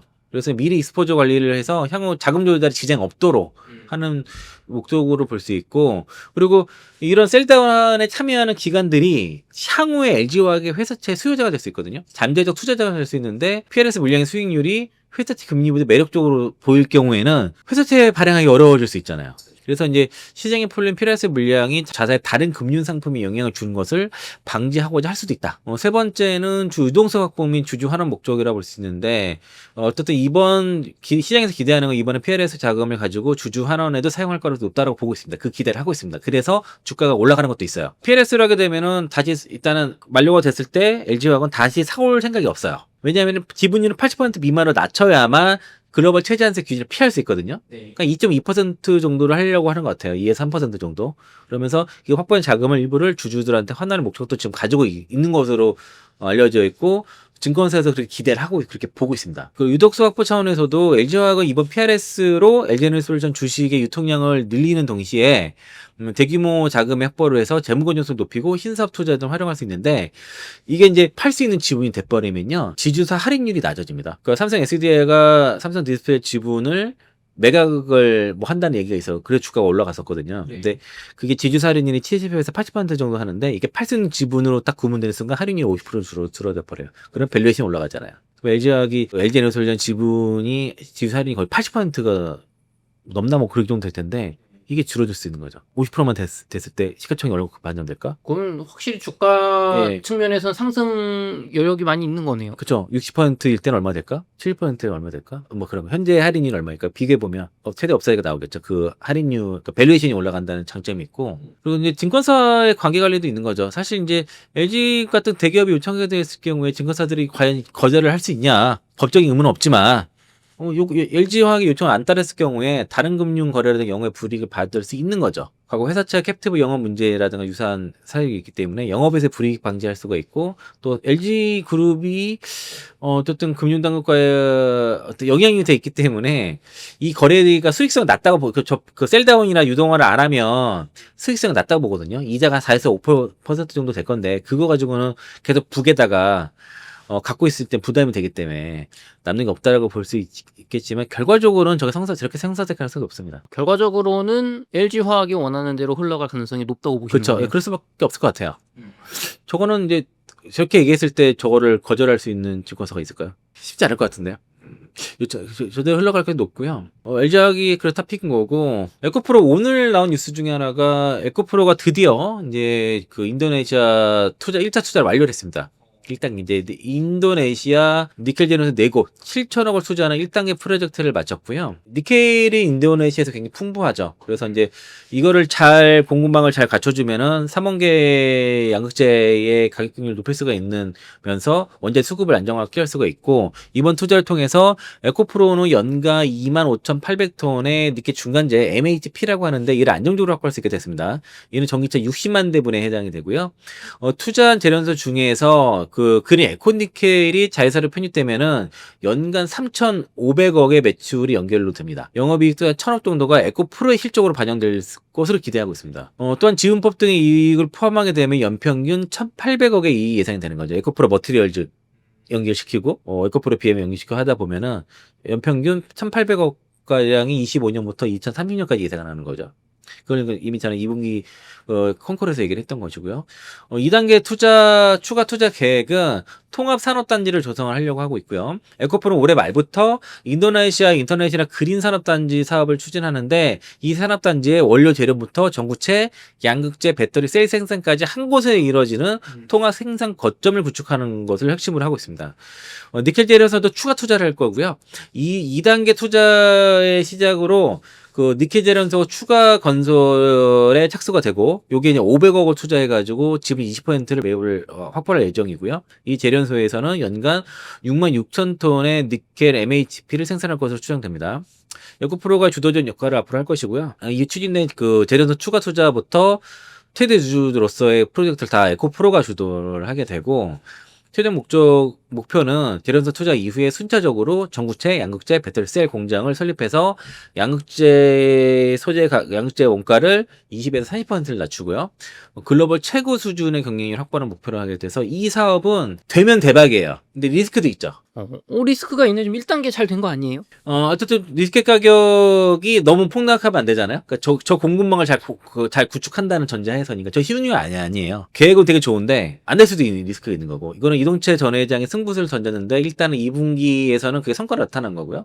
현재로서는 순항을 하고 있는 거죠. 그러면 이제 저런 것들이 다 완성되고 나서의 에코프로 그룹의 상황은 좀 달라질 수 있다는 겁니다. 이게 성공만 하면 소재 가격을 20-30%씩 낮춘다고 하면 이익률이 엄청 올라가는 거잖아요. 안정적으로. 원전 경쟁력을 수주 더 가능성도 있겠죠. 그리고 일단 요 투자 이익만 해도 연평균 1,800억이 잡히기 때문에 주가 하방은 더 확실하게 잡힐 수 있다는 거죠. 그래도 이게 사실 이야기는 정말 오래전부터 나왔던 것 같은데 1단계가 완료가 됐다는 게 저는 일단 기쁩니다. 네, 그 순항을 하고 있다라고 보면서, 그래서 이 사업이 잘 되면 에코프로를 다시 탑표를 볼 수 있는데 이게 시간이 걸리는 것 같아요. 어쨌든 간에 순차적으로 효과가 나타나기까지는 이제 확인이 필요한 거죠. 계속 이제 그 분기별로 발표할 때마다 어디까지 왔는지, 어떻게 실적 반영되는지를 말한 대로 잘 되는지를 확인을 해야 돼요. 그럼 앞으로 뭐 한 2-3년 동안 계속 확인할 일이 남은 건가요? 그쵸. 일단 올해 연말까지도 계속 확인해야 되고, 에코프로 BM은 올해 연말까지 흑자를 계속 유지해야지 내년도에 거래세 이전 신청을 할 수가 있거든요. 그러니까 2분기 실적 발표 이후에 흑자가 나면 신청할 것으로 생각을 했었는데, 신청을 아직 뭐 안 한 거 보면은 거래소에서 연간 영업이익 흑자를 요구하는 것 같습니다. 분기가 아니라. 그러면 이제 올해 연말까지, 그러니까 4분기까지면 내년 3월 말까지잖아요, 실적 발표가. 2분기 돼서야 아마 신청할 수 있을 거로 보여주고요. 아마 실적 발표를 빨리 하면 할수록 신청 시간도 빨라지겠죠. 일단 연간으로 영업이익 흑자가 내야 된다로 해야 될 것 같습니다. 요 두 가지 얘기를 했고, LNF가 그때 나왔던 것들은 이제 삼성증권에서 LNF 3분기 어닝 서프라이즈 전망했어요. 3분기 영업이 178억으로 컨센서스 50억을 상회할 것으로 얘기하고, 판매량 증가로 8분기에는 흑자 전환 전망을 하고 있습니다. 특히 이제 3분기 판매량의 동사의 비입인 분기 2만 톤을 상회해서 영업이 흑자가 예상이 된다고 합니다. 그리고 그 흰주 인수권부 사채도 성공적으로 발행이 돼서 3.1억 발행이 완료가 됐습니다. 9월 10일에 상장되었고, 분리된 신주 인수권 증서는 9월 22일에 상장되고요. 신주 인수권 행사 가격 5만 2원. 100% 행사되게 되면은 뭐 순부채 비율은 288과 233까지 하락이 됩니다. 400%, 300%대에서 줄어들게 되고요. 그 미국은 4분기부터는 전기차 수요가 줄어들 것으로 보여지는데, 일단 특히 테슬라에 들어가지 않습니까? 테슬라의 그 전기차가 중국에서 좀 잘 팔리고 있고, 미국은 좀 부진하지만 유럽에서 좀 판매를 늘고 있어서 LNF의 NCMA 95% 양극재 NCMA 95 제품이 테슬라 모델 Y 페이스리프트 들어가거든요. 주니퍼 모델이라고 하잖아요. 네. 거기에 들어가면서 이렇게 출하량이 인도량이 좀 양호하게 잘 나오고 있고, 그리고 향해 나올 그 롱비치 모델 Y 롱비치랑 모델 3 플러스 모델에도 이제 또 LFP 제품 들어가서 판매량 상당히 회복이 될 것 같습니다. 이제 특히 유럽 쪽에 판매가 많이 될수록 그리고 파생 모델이 출시가 되면서 회복이 된다 그러면은 올해 그 LFP 양극재도 26년도에 유일하게 대규모 생산이 되고 그게 SK 온으로 들어간단 말이죠. 그러면 26년도에 에비타가 22% 상향되고 그래서 목표가도 10만 원 얘기했고요. 미래에셋 김철중에는 11만 원 목표가 이렇게 불렀더라고요. 그래서 이제 어떤 그 주가가 이제 급반등이 좀 나와서 그 BW 우려 때문에 빠진 거를 좀 되돌림이 좀 나왔거든요. 그러면 이제 LNF 올라가게 되면은 LNF 때문에 빠졌던 종목들도 같이 좀 따라 올라갈 가능성이 있어 보입니다. 이사님, K-팝 데몬 헌터스를 비롯해서 우리나라의 어떤 K 문화가 지금 전 세계를 휩쓸고 있는데요. 이러다 보니까 엔터주에 관심 가지시는 분도 많고 또 JYP의 박진영 PD님이 또 이제 정부 입박설이 있다 보니까 굉장히 관심도가 높아지고 있는데 엔터주 정리 좀 부탁드리겠습니다. 네, 엔터지 제가 종종 좀 말씀드린 섹터고요. 그래서 이제 그 YG 엔터부터 해서 올해 제가 이제 초에 엔터주 4사 다 담아도 된다라고 어떤 걸 다 투자해도 다 수익이 날 거라고 말씀드렸던 건데 다 괜찮았어요. 일단은 그 K-팝 데몬서스트 영향으로서 인해서 K-팝에 대한 것들이 단순하게 우리나라 아이돌이 발표한 그런 음악이 아니라 이 세계적인 지주가 되고 영어가 또 워낙 많이 들어가잖아요. 이제는 노래들이. 영어 못하면은 요즘 아이돌 노래 못 알아들어요. 그 제 아들이 8살인데 학교에서 네. 친구가 이제 그 소다팝 춤을 자꾸 춘대요. 근데 그거 보고서 요즘 맨날 K-팝 데모서스 그 사자 보이스가 춤추는 그 소다팝 보면 자꾸 춤을 따라하고 있더라고요. 그리고 그 포즈 막 취하고 막 그럽니다. 일단 신한투자증권에서 K-팝이 이미 세계적 주류라는 요 제목으로 리포트를 냈어요. 그래서 이제 K-팝이 최초로 로제가 그 MTV 그 VMA 올해 노예 수상하고 뭐 블랙핑크는 베스트 그룹상 수상하면서 올해 미국 메인 음악 차트의 탑 그 빌보드 핫백에 K-팝이 12곡 들어가 있습니다. 미국, 영국 그 세계적 음악 차트에 K-팝 특히 캐대원이 거의 장악을 했고요. 거의 문명도 다 들어가고 그리고 이제 뭐 에스파를 비롯해서 그 아티스트들의 음악 판매량이 상당히 지금 잘 판매량이 견적이 잘 팔리고 있는 상황인데 지금 주가는 지금 약간 바닥을 기고 있어요. 거의 한 달 반, 2달 가까이 지금 그 횡보를 하고 있는 상태라서 보통 이제 실적 시즌이 다가오고 했을 때는 실적이 좋으니까 주가 확 쳤다가 차익 매물 나오고 비실적 시즌에서는 좀 주가가 밀려요. 늘렸다가 다시 또 이제 실적 시즌 다가오게 되면 또 이제 저가 매수 들어오고 이러거든요. 그러니까 그 시기가 이제 다가온 것 같아요. 저가 매수를 이제 해도 되는 시점이 온 것으로 보여지고 다울투자증권에서도 뭐 그 에스파 얘기가 나왔습니다. 리치맨 다가진 리치맨 에스파의 글로벌 홈런 완성 후에서 에스파 칭찬을 많이 하는데 이제 글로벌 투어도 다니고 있는데 최근 해외 방송에서는 그 토크쇼죠. 거기 토크쇼 나와서 좀 호평을 좀 받았긴 했지만은 일단은 그 에스파 같은 게 글로벌 팬덤이 워낙 지금 크게 확대되고 있어서 일단은 해외 방송 출연이라든가 IP 라이센스도 확대가 되고 있습니다. 또 저도 에스파 이번에 좋아하는데 다만 이번에 나온 리치맨은 좀 딱 안 꽂히더라고요. 저는 좀 그래서 조금 노래는 좀 아쉬움이 좀 있습니다. 앨범보다도 임팩트가 좀 약한 측면이 있지만은 그래도 어쨌든 그 모객은 잘 되고 있다라고 좀 볼 수 있겠고요. 저거 유한타증권 리포트가 되게 두꺼운 양이 많아요. 40장이 넘을 거예요. 되게 장문의 리포트인데 그걸 제가 그냥 힘만 좀 압축을 했어요. 그래서 이제 그 유한타증권의 리포트를 그 내용을 보면은 일단 전반적으로 그 업황은 괜찮아요. 괜찮은데 이제 주가 조정 받고 있죠. 이제 3분기 연속 주가 랠리가 하다 보니까 밸류에이션 부담이 있다 보니까 올해 3분기 초반에 전반적으로 조정 국면에 들어갔고 그 요인은 펀드멘탈에는 문제가 없죠. 밸류 부담이 있었던 거예요. 그리고 이제 차익매물 수급에 대한 소화 차익매물 소화 과정이 있었고, 그래서 엔터주들이 3분기 주가 다 좋아요. 오늘 좀 전반적으로 반등 좀 나왔습니다만은 아직은 크게 올라가지 않고 있고, 이게 에이펙 정상만 했을 때 시진핑이 올지 말지 막 얘기가 있죠. 이 시점과 그 3분기 실적 시즌이 아마 주가 방향성의 전환 포인트가 될 거다. 3분기, 4분기 다 좋을 것 같습니다. K-팝의 글로벌 확장과 AP 낙스 효과, 특히 이제 캐대언이 굉장히 이제 인기가 많고, 그 K-팝 대중화가 확산이 되고 있죠. 예전과의 위상이 달라요. K-콘텐츠의 어떤 글로벌 장기 성장성이 강화되고 있고, 스케이키즈가 이번에 앨범이 7개 연속 지금 1등을 했거든요. HB 그 핫백 차트에도 진입했고, JYP JYP는 트와이스랑 스테이키가 다 지금 들어가 있잖아요. 그러면서 OS도 좀 잘 되고 있고, 글로벌 콜라보 효과로 인해서 IP 가치가 장기적으로 올라가고 있다는 거죠. 그래서 이제 그 스트레이키즈의 효과로 인해서 트와이스랑 이치 등의 이제 IP 전반적으로 확산이 되는 그림들이 지금 이제 JFA 같은 경우는 그 나타나고 있는 거고요. 블랙핑크, 트와이스, 하이브 뭐 이런 등등해서 이게 월간 청취자랑 그 유튜브 조회수가 급증하고 있습니다. 그래서 이제 전반적으로 그 콘서트라든가 시기 음원 맞물려서 이런 모멘텀들이 그 팬덤이 굉장히 빠르게 올라가고 있어요. 전부 다. 이 부분들이 어쨌든 이 모멘텀이 4분기까지 이어지는데 주가가 안 올라갔으니까 지금 잘 사두면 좋지 않을까. 엔터 4 다 하이브 빼고 다 괜찮을 것 같아요, 저는요. 하이브는 지금 뭐 대표님 네, 이슈가 방시혁 의장 때문에 있다 보니까. 그 리스크 때문에 그리고 밸류도 진짜 비싸거든요. 그리고 이제 회사별로 보면은 하이브, JYP, SM 보면은 JYP는 스트레이키즈랑 트와이스가 흥이 주도하고 있습니다. 지금 해외 투어 다니고 있고 뭐 8월 월간 청취자 수도 지금 69% 증가했습니다. 그리고 SM도 뭐 여기 하츠차츠가 성장세가 있는데 아직은 좀 미미하고요. 하츠차츠 멤버 한 명이 요즘 그 춤이 되게 유행을 많이 하고 있어요. 이사님은 이거 어떻게 다 아십니까? 다 보기 때문에 다 체크합니다. 그러시군요. 예, 여기 주요 아티스트들 신보를 하면 다 일단 봐요. 다 계속 보지 못하지만은 어느 아티스트가 뭐 하고 있는지는 다 파악을 해요. 항상 그 신곡을 좀 들으려고 하는 그런 스타일이고요. 그리고 YG는 뭐 여전히 블랙핑크 글로벌 투어 들어가서 여기에 대한 월간 청취자 수도 44% 증가 나와서 일단 그래서 JYP랑 YG가 괜찮아 보입니다. 저는요. 일단 전반적으로 직관의 조정 마무리 국면에 들어간 것으로 보여지니까 글로벌 팬덤 성장과 신규 앨범 투어 모멘텀으로 4분기 실정도 모멘텀이 강하기 때문에 3분기도 좋거든요. 그러면은 엔터 4사를 다 보실 때 순위가 여기 그 유연타잖아요. 1순위 이렇게 이거 그대로 갖고 왔어요. JYP 엔터 탑픽, YG랑 SM은 동급, 두 번째 하이브는 맨 마지막이죠. 그러면은 하이브 빼고 요 세 개 위주로 보시면 좋을 것 같아요. 자기 원하는 쪽. 엔터즈는 그 안에 좀 좋아하는 아티스트가 있어야지 또 투자하기가 좋아요. 네, 블랙핑크 좋아하시는 분들은 YG 하시면 되고.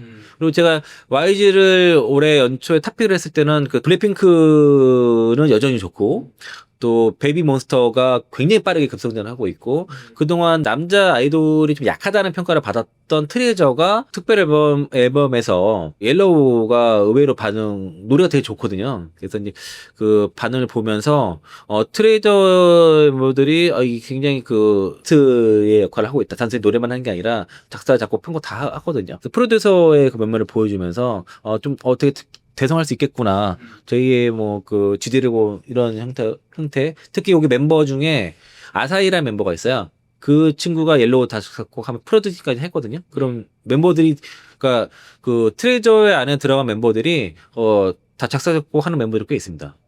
뭐 프로듀싱 능력들이 있어서 굉장히 고무적이고, 또 베이비몬스터 신인 그 멤버들은 실력이 워낙 좋아요. 그래서 아마 굉장히 빠르게 지금 그 유튜브 구독자 수에서 팬덤이 빠르게 올라가는 이유도 실력이 굉장히 좋기 때문에 그렇습니다. JYP 엔터 같은 경우는 몇 년 전부터 일본에서 오디션을 봤었잖아요. 네. 니쥬라든가 그 남자 그룹도 있는 것 같은데. 니쥬도 지금 잘 활동하고 있고요. 근데 수익 기여도는 스트레이키즈랑 트와이스가 압도적이기 때문에 다른 데 쫓아가지 못해요. 그러니까 입지 같은 경우는 계속 좀 약간 계속 그 히트작이 되고 그 초동, 그러니까 데뷔 때 그걸 뛰어넘는 그 히트곡이 없어서 좀 부진하고, MX 같은 경우도 지금 그 그룹은 뭐 그 회원이라든가 인기 많은 뭐 서륜이라든가 인기 많은 멤버들이 있는데 히트곡이 없어요. 빵 터지는, 그러니까 장카설이라 그러잖아요. 에스파 카리나. 그리고 이제 서륜인데 설이 좀 떨어지죠. 왜냐면은 다른 기획사들은 개별 멤버들의 활동을 많이 미는 푸시 멤버들의 푸시맵에 대해서 밀어주는 게 있는데, JYP는 단체로 활동하게 합니다. 특정 멤버를 밀어주지 않아요. 트와이스가 대표적이고, MX가 오해은이 유독 지금 예능을 잘해서 그렇지, 그 서류를 딱 밀어주지 않는 게 있으면, 그 멤버, 그 그룹 활동을 더 중요시하고, 오해은은 예능 천재잖아요? 그래서 좀 JYP에서 유독 튀는 건 있지만은, 일단 그룹 중심으로 활동해서 그런 차이는 있는데, 어쨌든 그것 때문에 좀 오래 가죠. 트와이스가 10주년이거든요, 예. 그래서 말씀해주신 것처럼 오래가는 거를 장점으로 보시는 분도 있는 반면에 조금 스키즈 특히나 트와이스 좀 이제 세대 교체 후계가 좀 약한 거 아니냐. 그렇지 않아요. 트와이스 그걸 본인 공연을 잘 안 보셨나 봐요. 저는 이제 잘 모릅니다. 네, 공연을 저는 댓글만 봤습니다. 다 인정할 수밖에 없어요. 그리고 제가 이제 트와이스가 정말 대단하다고 생각이 들었던 게, 옛날에 그 언제부터였냐면은 이제 데뷔 때부터 저는 이 경연 프로그램을 봤었거든요. 네. 그 데뷔 때부터 봤었지만은 그래도 인정한 게 그 팬시라는 앨범이 나오면서 얘네들은 정말 오래 가겠구나라는 걸 느꼈습니다. 실력이 워낙 탄탄하고 그 무대를 보면서 감동했거든요. 그리고 이번에 이제 신규 앨범도 되게 잘 나왔어요. 반응 지금 일본 반응도 좋고 국내에서 활동하는 노래랑 일본에서 활동도 달라요. 그리고 여기 멤버 채영은 또 솔로로 또 나왔고. 그래서 이제 JYP 탑픽으로 좀 보고 있고요. 메리츠에서도 음원 판매 현황 쭉 하고 음원 언제 나올지에 대해서 정리를 좀 했습니다. 투어 일정도 보면 블랙핑크 그리고 엔하이픈 그리고 르세라핌 타겟 지속이 돼요. 그리고 트와이스도 아시아 투어 올해 연말까지 하죠. 에스파도 월드 투어 10일까지 하고 라이즈 SM입니다. 라이즈 이거 신인 그룹 여기에 원빈이 진짜 잘생겼어요. 진짜 잘생겼어요. 요 멤버가 너무 잘생긴 것 같아요. 이름부터가 잘생기셨을 것 같아요. 아 진짜 잘생겼어요. 그리고 이제 베이비몬스터 일본 팬콘이 있고요. 니주 홀토 11월까지 홀토 8만 명 이상 캐치아이 있죠. 뭐 그래서 이거는 하이브 들어가 이렇게 있고 음원도 지금 잘 되고 있어요. 성장세가 다 좋고 있어서 성장세가 다 특히 하이브 음원이 좀 비중이 좀 높은 편인데 전반적으로 스트리밍이라든가 월간 청취 자체도 다 괜찮습니다. 지금 계속 증가세를 꾸준하게 올라가고 있기 때문에 그래서 음원 이거 신보 나오는 일정들이거든요. 네. 그러면은 볼까요? 일단 SM은 지금 여기 이거 다 나오는 거고 에스파가 이제 9월 5일에 미니 앱을 이번 나왔죠. 그 리치맨 나왔고 하이브는 알리도 이번에 반응 괜찮았고 리세라핌이 10월달에 나올 예정이고요. 그러니까 요거는 아직 BTS가 나오기 전까지는 하이브는 볼 게 없고 JYP가 이제 8월 22일에 스트레이키즈 정규 앨범 나왔죠. 트와이스 8월 27일에 일본 앨범이 나왔습니다. 12일에 채영 정규 앨범이 나왔어요. 솔로 트와이스 멤버예요. 킥플립 여기 이제 JYP의 신규 그 보이그룹 킥플립 여기 미니 앨범이 9월 22일에 나올 예정이고 10월달에 MX 컴백하고요. 얘가 커야 돼요, 얘가. 이게 그 제2의 스트레이키즈를 기대하는 멤버들인데 이것도 멤버가 구성 잘 됐습니다. 아직까지는 이제 데뷔 신입이기 때문에 근데 이것도 잘 될 것 같아요. 그리고 트레저가 미니 앨범이 9월 1일에 나왔고 베이몬스터 미니 앨범 10월 10일에 나오고 블랙핑크 11월달에 나올 예정인데 요 세 그룹이 핵심입니다. 1, 2, 3. YG는 어떻게 보면 하반기에 되게 이제 핵심이 앨범이 나오니까 이쪽이 잘 된다면은 축가 측면에서 근데 그래서 보자는 게 JYP랑 YG 보자는 거잖아요. 두 개가 괜찮을 것 같아요. 블랙핑크 월드 투어 일정들이 막 내년 1월까지 있기 때문에 이 효과 막강하죠. 베이비몬스터 11월 달부터 더 하잖아요. 그럼 이게 4분기에 좋을 수밖에 없죠. 그리고 트와이스랑 스트레이키즈 같은 경우도 월드 투어 계속 돌면은 그러니까 트와이스가 월드 투어를 도는 구간에서는 주가가 죽는 사례가 별로 없어요. 추세적으로 올라가요. 지금까지 100% 확률이었습니다. 그러면은 JYP 주식을 과거 데이터로 봤을 때는 몇 월까지는 뭐 안심해도 된다고 보시는 건가요? 그러니까 이제 엔터주들이 실적 시즌에 촥 올라갔다가 차익 매물 나오고 비시즌 친다니까요. 그리고 이게 왜 그러냐면 3분기여서 올라갈 때까지면은 워낙 모멘텀이 좋고 실적이 좋으니까 쭉 올라갔는데 지금은 밸류에이션 부담을 느끼는 거예요. 더 치고 가기에는. 그러니까 이제 고점이 나오고 또 조정 나오면은 실적이 받쳐주니까 싸졌잖아요. 그러면 또 올라가면 또 좀 밸류에이션 부담이 차이 나고 이런 거거든요. 그러니까 지금 밸류에이션이 좀 낮아진 구간이기 때문에 좀 사들어가도 되겠다라고 보는 거죠. 이거는 하이브 빼고 요 세 개는 다 괜찮다고 봐요. 그러니까 원하는 거 하십시오. 원하는 거. 좋아하는 그룹이 있는 게 나을 거예요. 그리고 제가 이제 주목하는 거는 JYP를 주목하는 이유 중에 하나는 하나 더 있습니다. 그 박진영 PD가 대중문화교류위원회 공동위원장이 임명이 됐는데 요거를 그 빌보드에서 조명을 했습니다. 그래서 심층 기사를 달았어요. 무대에서. 그래서 박진영이 어쨌든 이런 정계에 진출했다는 것 자체에 대해서 이게 이제 대통령 직속위원회 수장이거든요. 장관급입니다. 장관급. 장관급이세요. 네, 장관급이에요. 네, 그래서 K-pop 선구자가 될 정치계 발을 내디뎠다 평가를 했고 박진영이 1994년도 날 떠나지 마로 데뷔를 했습니다. 연세대에 있었잖아요. 그때 제가 이제 요거를 그 당시에 MBC 프로그램 TV 특종연애라는 프로그램에서 거기서 데뷔 무대를 봤어요. 되게 이상하게 생겼던 그 옷차림 그게 그 무대거든요. 그러면서 이제 지금 지난해 데뷔 30주년 콘서트까지 했고 JYP 엔터테인먼트 96년도 설립해서 여기 뭐 B 원더걸스, 2PM, 트와이스, 데이식스까지 스트레이키까지 다 이제 아이스티스를 키워냈고요. 지금 이룬 자산만 5천억이 넘는다 그래요. 근데 2009년도에 원더걸스랑 노바디 영어 버전으로 발표를 해가지고 한국 가수 최초로 빌보드 핫 100에 진입했습니다. 이제 지금까지 이어졌는데 빌보드에서는 현역으로 활동하는 가수가 장관급 직에 임명된 것은 전례 없는 일이라면서 굉장히 큰 의미를 부여를 했고 박진영은 그 최희영 문화체육관광부 장관과 함께 위원회를 이끌게 됐습니다. 공동위원장이니까 위원회를 이끌게 됐고요. 이렇게 되면 JYP 엔터 위상이 굉장히 올라가겠죠. 스트레이키즈 아까 제가 말씀드렸잖아요. 스트레이키즈 신보가 이번에 빌보드 200 차트 1위에 오르면서 7장 연속 차트 정상에 올랐거든요. 이거는 BTS가 6번 연속이니까 신기록입니다. 트와이스가 10주년이에요. 올해 10주년이고 요게 트와이스 멤버 지호가 20주년입니다. 어릴 때부터 들어가서. 그래서 JYP 입사 20돌. 야, 이건 뭐 거의 그래서 축하했어요. 별걸 다 알죠. 그래서 네 번째 월드 투어 성공적으로 진행 중이죠. 반응이 좋아요. 인스파이어에서 공연을 했는데 굉장히 그 특이하게 360도 공연작을 만들어서 거기서 굉장히 성공을 했습니다. 노래가 잘 만들었어요. 대부분 영어긴 한데 또 잘 빠졌어요. 딱 들어올 때 꽂히더라고요. JYP에 주목하는 중에 하나가 요 하남 K스타월드 사업 계획 때문입니다. 요거는 장기 이슈예요. 그러니까 JYP의 아티스트들이 해외 투어 실적이 좋고 모멘텀이 있는 것들은 이제 그냥 우리가 주식 투자하는 데 있어서 평소에 투자는 모멘텀인 거고 정통적인 그 모멘텀인 거고요. 요거는 이제 별도인데 요거는 약간 장기적으로 좀 관심을 가지고 이슈지 않나 싶고요.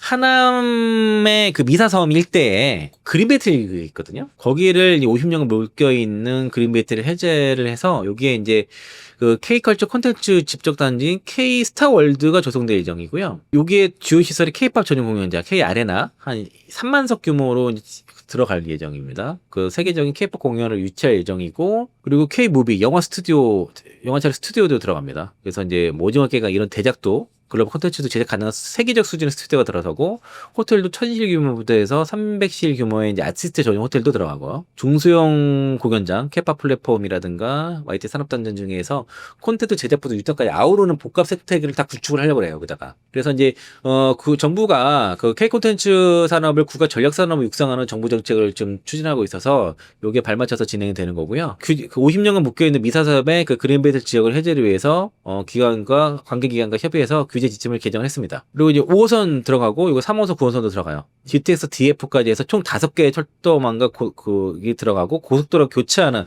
광역교통망을 갖추고 있습니다. 그리고 하나증권에서도 3조 5천억 규모의 그 금융 참여 의사를 밝혔고요. 글로벌 공연 운영사 및 스피어와도 협력 관계를 구축했습니다. 향후 계획은 올해 하반기에 민간사업적 공모 진행하고요. 내년도에 SPC 설립해서 28년도 착공 및 2031년도 준공을 목표로 합니다. 긴 프로젝트예요. 연간 3천만 명의 관광객 유치를 목표로 하고 있고 3만 개의 직접 일자리 창출과 2조 5천억 규모의 경제 유발 효과가 예상된다고 합니다. 잘 되면 네. 엄청난 사업입니다. 그래서 이제 국가 정원 조성 사업과 연계해서 시너지 창출할 거라고 보여지는데 여기 어디냐? 바로 여기 있습니다. 여기 미사역이에요. 여기 있습니다. 여기. 아, 여기 미사 IC 있는데. 조정경기장 뭐 네, 맞아요. 요 일대 K스타 월드가 생길 위치입니다. 이거 쭉 요 일대 전부 다. 야, 위치 좋네요. 엄청나게 있죠. 여기 지하철도 가깝고. 네, 여기 옆에 그냥 고속도로도 있고. 있죠. 맞아요. 여기 철도도 있죠. 그런데 여기가 JYP 신사옥에 들어갈 자리입니다. 요거 생긴 거. 여기 강일역이죠. 요쯤이잖아요. 여기 있잖아요. 가깝죠.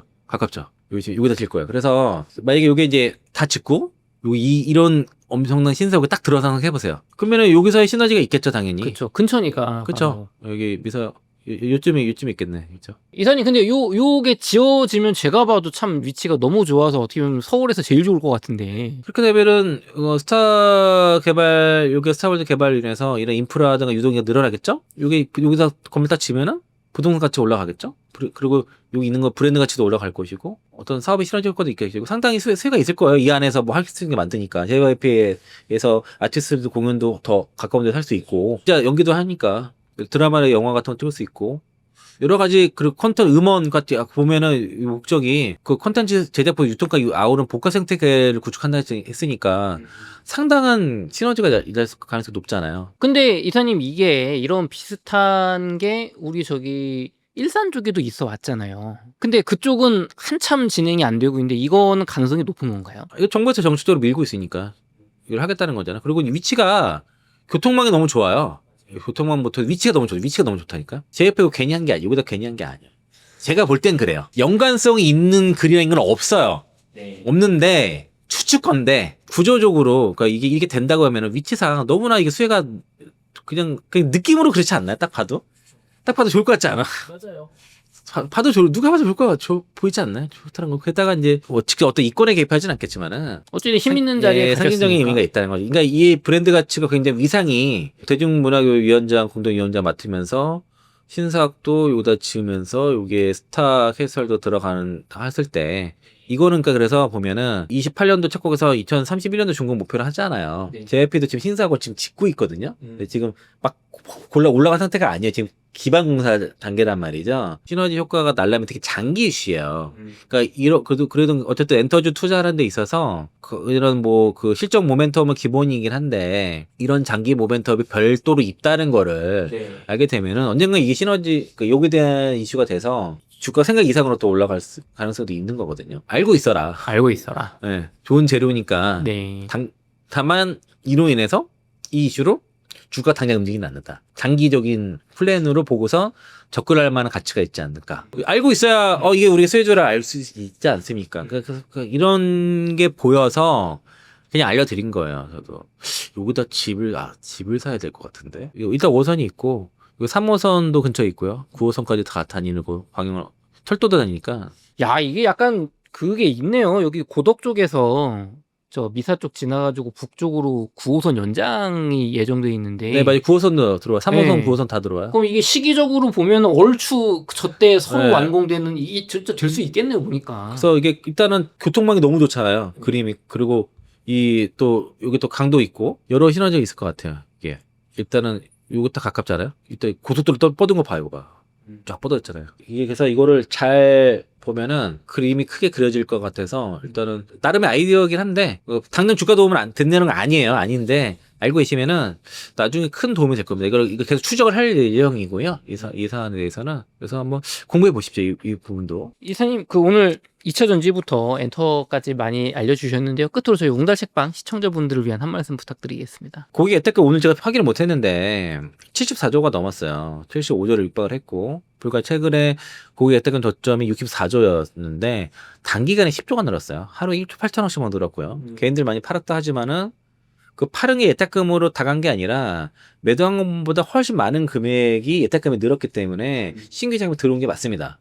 그러면 지금 유동성 장세가 지금 시작이 된 거예요. 그러니까 여전히 진행 중인 거고, 그러니까 그 고객의 예탁금 대비 신용잔고 비율이 40%로 육박하지 않은 이상, 35%를 넘지 않는 이상 여전히 안정적이기 때문에 조정시 매수 관점에서 보시면 좋을 것 같고요. 그리고 다만 이제 반도체 장세란 말이에요. 현재 장세가. 그래서 이제 다른 종목도 약간 소외될 가능성이 있긴 하겠지만은 그래서 반도체 섹터는 좀 조정시에는 매수관 포트는 좀 하나 정도는 담아두시는 게 좋을 것 같고, 그리고 금리 인하 사이클 어쨌든 시작이 됐으니까 바이오 종목도 좋을 것 같습니다. 다만 이제 바이오는 개별적으로 다 접근해야 된다. 네. 그러니까 어떤 섹터로 접근한 게 아니라 관심 있는 그 회사를 다 파야 돼요. 그 하나하나 모멘텀을 다 체크하면서 임상부터 해서 회사 오너 리스크, 재무 구조, 자금이 충분히 여유 있는 유진 리스크를 없는지 다 체크를 하면서 글로벌 트렌드 맞는지 다 확인하면서 그렇게 가야 될 거고요. 그리고 그래서 공부를 좀 딥하게 해야 돼요. 해당 종목에 대해서 회사랑도 컨택트하고 탐방도 하고 IR도 하면서까지 해야 되고, 그리고 엔터주를 오늘 좀 설명해 드렸고요. 2차 전지는 주가는 어느 정도 바닥권에서 장기 투자보다도 뭐 트레이딩권에서는 지금 개별 각도로 가능할 것 같고, 그리고 그 안에 선별을 해야 된다. 탑픽 종목을 좀 말씀드렸고요. 조선 쪽은 물론 실적은 좋은데 마스가가 진행되는 게 중요하기 때문에 관세 협상이 돼야지 갈 것 같습니다. 자동차 쪽도 마찬가지고, 그리고 방사는 또 별도로 좀 개별 이미 좀 한번 수팅이 나왔어요. 그래서 별도로 움직인다고 보시면 좋을 것 같고요. 그래서 기존에 이제 그 조방원 전지 이 주도주에서 지금 주도는 완전히 반도체로 넘어갔습니다. 그러니까 반도체 장세가 어느 정도 되는지는 좀 봐야 되겠고, 마이크론이 포가 지금 한 6배, 8배 되지 않나요? 하이닉스 지금 8배예요. 네. 오늘 이렇게 올랐어도 상대적으로 싼 건 있죠. 그러니까 이게 여기서 끝나지 않을 거라고 생각이 들고요. 그리고 삼성전자 같은 경우는 그 10월 초까지 자사주 매입 끝날 때까지는 주가가 계속 상방이 높을 것 같고, 그리고 지금 최근에 외국인들이 IB들이 국내에 많이 지금 들어오고 있대요. 그래서 작은 집행을 앞두고 있기 때문에, 그러면은 작은 집행을 한다고 하면 삼성전자 의무적으로 살 수밖에 없다 보니까, 또 지금 랜드 뭐 쇼태지가 있는데 랜드 쇼태지가 아니라 그 ESSD 쇼태지인 거예요. 왜냐면 ESSD는 그 주로 이제 추론에 많이 쓰거든요. 연산보다. 그 부분이 휴태지인데 어쨌든 그로 인해서 지금 그 AI 반도체뿐만 아니라 그 레거시 반도체 업체가 다 올라갔거든요. 그래서 약간 과열 조짐은 있지만은 여전히 삼성전자랑 하이닉스는 마이크론에 비해서는 그 밸류에이션은 상단은 뚜렷긴 했지만 마이크론에 비해서 싸다. 그래서 이제 더 갈 가능성이 좀 높다라고 보지고 그리고 중요한 거는 그 지수가 신고가를 치더라도 인버스를 보지 마시라는 거예요. 아직은 보시면 안 돼요. 유동성이 너무 많아. 돈이 너무 많아. 오히려 더 올라갈 가능성을 높게 보시는 거죠. 예, 그래서 지금 일단 지수는 더 상방으로 보는데 다만 이제 그 많이 올라온 감이 있기 때문에 조심은 해야 되겠지만은 그렇다고 인버스를 쳐다보시면 안 된다는 거죠. 지금 그래서 인버스 3,000원부터 인버스 사가지고 작살난 사람도 엄청 많아요.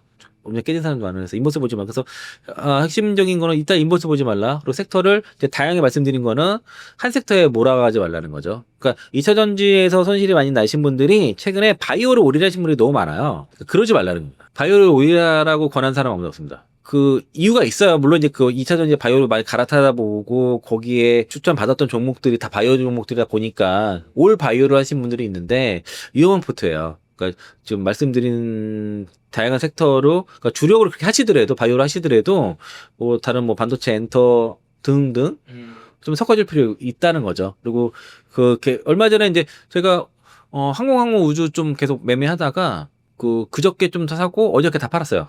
오늘 좀 빠지긴 했는데 그런 식으로 매매도 하고 지금 뭐 인터넷 업종도 스테이블 코인 관련 종목도 좀 모으고 있습니다. 그리고 LG화학은 저도 좀 사고 있는 종목 저희도 그 괜찮다고 해서 탑픽으로 말씀드리면서 부산을 좀 하고 있고요. 그런 대형주 쪽에서도 강세장이기 때문에 섹터별로 모멘텀 있는 대형주들 매매 하시면서 같이 하시면서 해야지 그냥 너무 바이오에만 몰아서 갈 경우에는 걔네만 안 가는 수가 있거든요. 또 적절히 잘 포트 분산하시고 그리고 너무 종목을 펼치는 건 안 되겠지만은 너무 종목 수가 적은 것도 안 돼요. 지금은 섹터도 골고루 갈 수 있는 섹터들 좀 로봇도 잘 가고 있고 그러니까 좀 갈만한 종목과 섹터를 잘 선별해서 포트를 구성해야 된다. 너무 한쪽 섹터로만 몰면서는 좀 힘들 수 있다. 퍼모을 수 있다. 말씀드리겠습니다. 이렇게 해서 이창원 이사님과 인터뷰를 마치도록 하겠습니다. 긴 시간 동안 수고 많으셨습니다. 감사합니다. 고맙습니다.